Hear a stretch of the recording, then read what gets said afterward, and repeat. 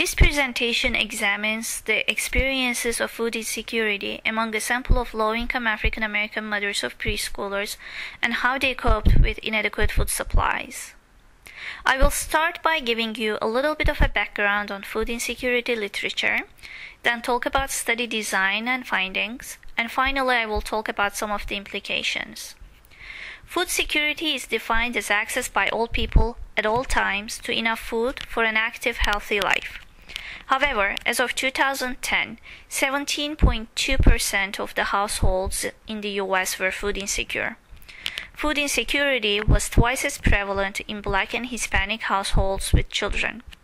Food insecurity is concerning because it has important health consequences for adults, such as stress, maternal depression, obesity, and for children, such as adverse growth and developmental outcomes. The literature identifies 3 types of coping strategies to deal with food insecurity. Food-based strategies include shopping for lower-cost food and food on sale, purchasing store or generic brands, purchasing in bulk, utilizing coupons, shopping at discount stores, and shopping at multiple stores.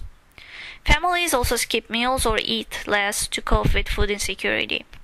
Social network-based strategies involve drawing upon personal relationships, including kin, significant other males, and friends and neighbors. Finally, institution-based strategies include daycare settings, food pantries, church food giveaways, and food banks, as well as governmental food programs. Households at risk for food insecurity not only use multiple strategies to cope with food insecurity, they also choose fewer and riskier strategies, such as eating less or skipping meals, compared to food-secure households. There are important limitations with the current literature. Many of the existing studies on coping strategies are old. There is very little on the experiences of low-income African American households. And finally, we know little on the ways that food insecure households configure or combine the multiple food management strategies they use. Hence, this study explores the food insecurity experiences of low-income inner-city African American families.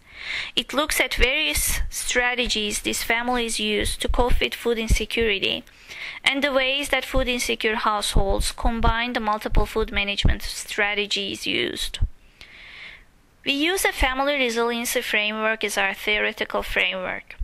This framework views families as systems and focuses on how they collectively operate to survive and thrive despite adversity.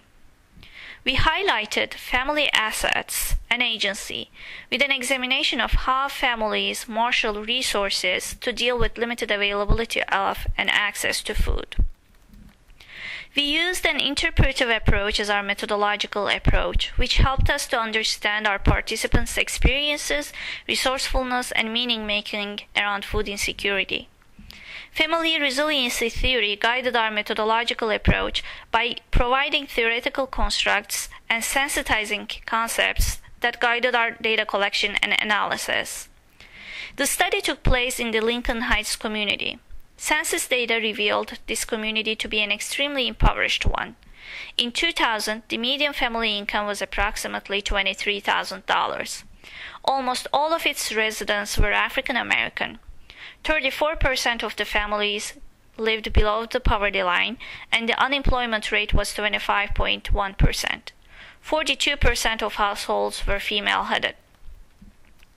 Overall, 12 mothers or primary caregivers who participated in a neighborhood preschool program were included. Mothers or primary caregivers ranged in age from 18 to 58. In 9 households, mothers were never married. 1 mother was divorced, 1 was widowed, and 2 were married. Household composition also varied. 2 were nuclear cohabitating units, 2 were female-headed households with children, and 9 were multi-generational households with extended kin. Households included 1 to 9 children. The data presented were collected through in-depth interviews by an African American female research assistant between January 2008 and May 2009. An interview guide approach was used, entailing the use of topically oriented open-ended questions. For this presentation, we focused on questions concerning food access. Each interview ranged from 1.5 to 2 hours in length and was conducted either in mothers' homes or at the preschool site. The interviews were audio taped and transcribed verbatim. We began with an initial set of topical codes derived from the literature informing the study, which served as our sensitizing concepts. Other codes inductively emerged from the interviews. 5 randomly selected transcripts were coded independently by 2 members of the research team, and disagreements were resolved through discussion. We made use of visual displays to aid in data reduction and to facilitate conceptualization processes. We wrote analytic memos to further develop categories, themes, and subthemes. The experience of food insecurity varied among the caregivers. Some caregivers said they and their children had not experienced food insecurity. Other mothers described times in which various members of the household had inadequate food supplies. There were no discernible differences between the demographic characteristics of food-secure versus food-insecure households. 4 participants said they had not experienced a time when they didn't have adequate food supplies, but some hinted at the possibility that sometime in the future they could experience food insecurity. 8 participants said there were times when household members had experienced inadequate food supplies. These participants had periods of having enough food and times where food supplies were insufficient. Food insecure and food secure households utilized 3 broad categories of strategies, namely food-based strategies, social network-based strategies, and institution-based strategies. Overall, we identified a total of 14 strategies across the 3 categories. The types of strategies individual mothers used ranged from 5 to 12 out of 14 strategies identified, with a mean of 6.6. The food-based category included the highest number of strategies with a total of 8, followed by social network-based and institution-based categories, each containing 3 strategies. Under the food-based category, we had 8 strategies. In terms of prices and sales, for all of the mothers, purchasing food at the lowest cost was critical. Caregivers stretched their food dollars by shopping at discount stores that had lower prices relative to regular grocery stores. Another way to purchase food for lower prices was to shop for sale. To stretch their limited food dollars, all participants sequentially used multiple grocery stores each month to secure groceries at the lowest price. 3 caregivers collected coupons to lower their food costs. 3 mothers purchased food items in large sizes or family packages. Food purchased this way was more economical. Mothers identified 2 purchasing styles that allowed them to temporarily regulate the acquisition of food and promote a stable food supply. Undershopping involved buying less food than immediately needed, whereas overshopping entailed purchasing surplus food that extended beyond current food needs. In terms of stretching leftovers, 3 mothers used leftover food at a later time as a strategy to deal with food insecurity. 4 households curtailed the amount of food that they consumed by eating less. 2 households used rationing, in other words, allocated predetermined amounts of food to family members. In terms of social network strategies, households used collective social network-based strategies to stretch their limited food resources. Extended kin were most frequently called upon for assistance, followed by significant other males, and lastly by friends and neighbors.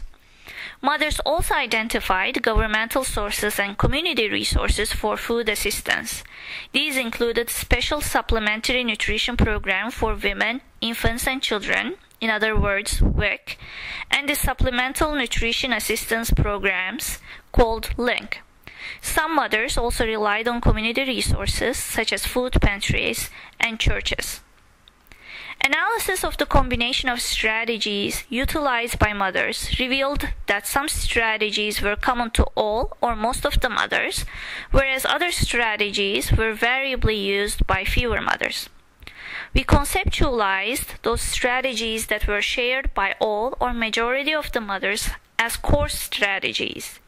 Their use by a large number of caregivers led us to speculate that these were foundational activities that were essential aspects of caregivers' food management strategies. Core strategies included sales and prices, multiple stores, kin assistance, and use of link. Other strategies were more variably employed, reflecting the ways that households drew upon their resource environments to craft unique patterns to manage food insecurity. We conceptualized activities that complemented core strategies as supplementary strategies. We speculated that these strategies were supplementary because they did not operate independently of core strategies and were used by fewer mothers. We made demographic comparisons between individual mothers, such as age, education, number of children, household composition, and found no differences with respect to management patterns. However, the configuration of management patterns was distinct between food-secure and food-insecure mothers. Some of these patterns were as follows. The mean number of supplementary strategies used per caregiver was 3 in each group. However, mothers differed with respect to how they used specific supplementary strategies from the 3 broader categories. For instance, all 3 weak users were in the food-secure group. In contrast, community resources such as food pantries and churches were only used by food-insecure caregivers. Only caregivers in the food-insecure group used eating less, and they coupled it with stretching leftovers or rationing. Overall, food-insecure group relied on social network-based strategies more heavily than those in the food-secure group. The research has implications for service providers who work with low-income African American households. For example, drawing from food-based strategies, nutrition educators and case managers can facilitate or encourage participation in workshops that address such topics as shopping on a limited budget, effective shopping skills, and stretching food dollars. These skills would be particularly useful for women who may be less proficient in these areas. With respect to network-based strategies, there should be recognition of the positive reliance on kin among many African Americans during crisis, including food insecurity. To the extent that kin are part of food insecure households' preferred strategies, kin involvement should be considered as part of larger intervention strategies. Findings from our study also support the need to encourage greater utilization of weak resources. All of our households were eligible but did not take advantage of this food resource. Nutrition educators and case managers can provide information on the location of emergency food assistance and other local and government resources to discourage the use of risky strategies. At the community level, nutrition educators and social workers should focus on empowerment efforts that encourage household managers to collaborate with community organizations to enhance the local food environment. Further, interventions should include efforts to move families out of poverty, a critical component of food insecurity.